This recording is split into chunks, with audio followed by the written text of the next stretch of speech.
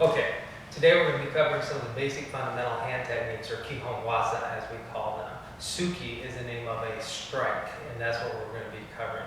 We're going to go through the standard sets and give you some ideas on where to strike and things of that nature with our basic karate techniques. Majority of these will be done out of the fighting stance or the kumite dachi, which is a sideways position, guard up, hands ready at all times. The first one that we're going to cover is the way that the body sets.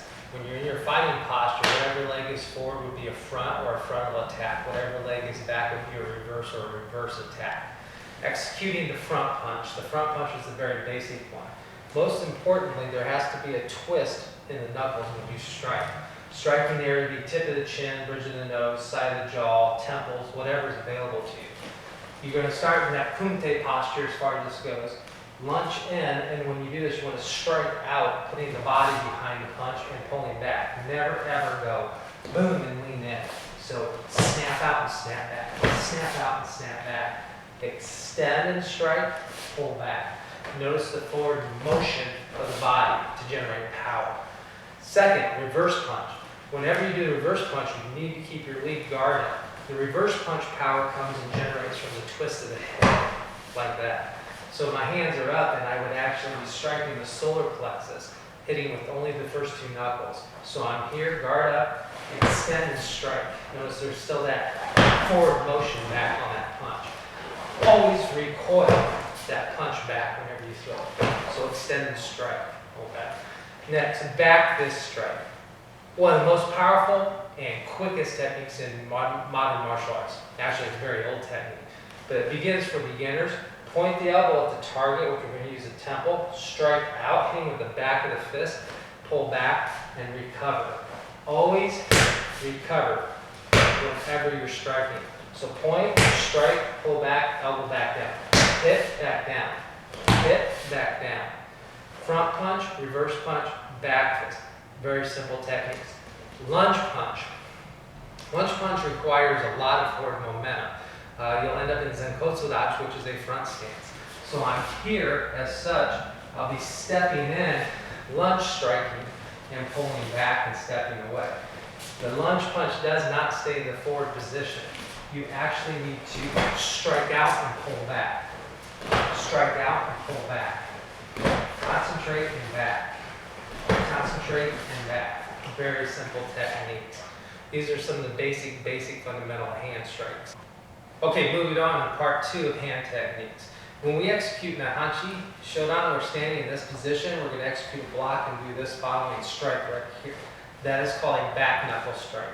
It's striking with the back of the two knuckles, not the fist. The back of the two knuckles. So there's a slight bend in the wrist where you're striking with the two knuckles. This is a very fast, very quick technique, highly effective because of the two knuckle strike. This is solid bone. So when you're striking, bridge of the nose, any of those areas, you're going to actually hit and pull back, hit and pull back. So you could be standing as such, you see somebody coming in, and strike as fast as you can with those two knuckles. Okay? Power is usually generated from the hip, from striking with the hip. Very, very simple technique. Augmented side punch, just like I said before in Nahanchi, when we're here, typically we're doing this punch right there across the body. Augmented side punch. This is a close quarter combative strike, so when I hit, I actually need to utilize my body and pull in. It's not a reverse punch because I don't extend. It's here. So say I was stepping in to block a punch and strike.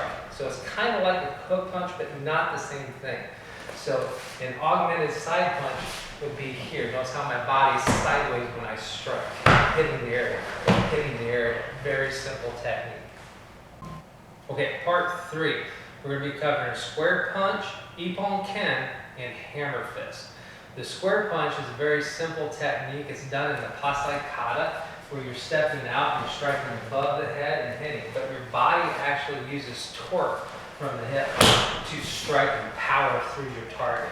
It's an excellent technique because you could actually be blocking and striking at the same time, covering your head. So a hook punch comes in, I step in, party block, and utilize my body weight for striking hard against the person.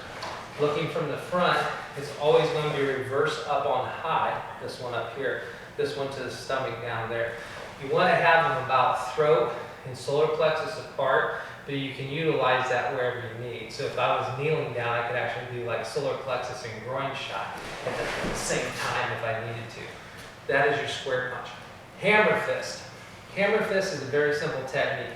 It's primarily aimed at blocking, but we're going to look at clavicle strikes, top of the head strikes. On the top of the head, there's a little tiny area of 3 clusters right here. So when you strike the top of the head with a hammer fist, you simply would hit down like it's a hammer. Notice the position of the hand. This is utilized in Kihon at the opening sequence, where you strike here. So you're going to strike top of the head. Good solid shot. Clavicle, tiny little bone structure right here. Somebody grabs your wrist, you escape, strike into the clavicle, strike into the clavicle.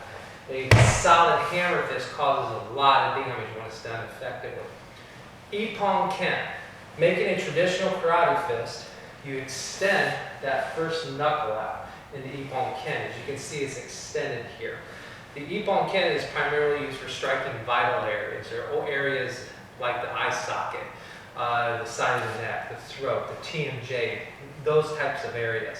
It's executed in any one of the shapes or manners or forms that we've already thrown punches. So you could do an Ippon Ken to the eye socket with a front punch, Ippon Ken to the throat with a reverse punch. You can even do alternate side punch and strike into the solar plexus area here. There's lots of things that you can do with an Ippon Ken as far as that goes. But you need to reinforce, utilizing your thumb, that primary knuckle. If you don't, it makes it very weak, so the knuckle would actually pop and boil in. Reinforcing, locking down, so that you can strike and hit and utilize as far as that goes. Okay, in part 4, and as you've noticed, everything we've done has been closed fist so far. We'll get to open hand striking here in a little bit, as well as the elbows.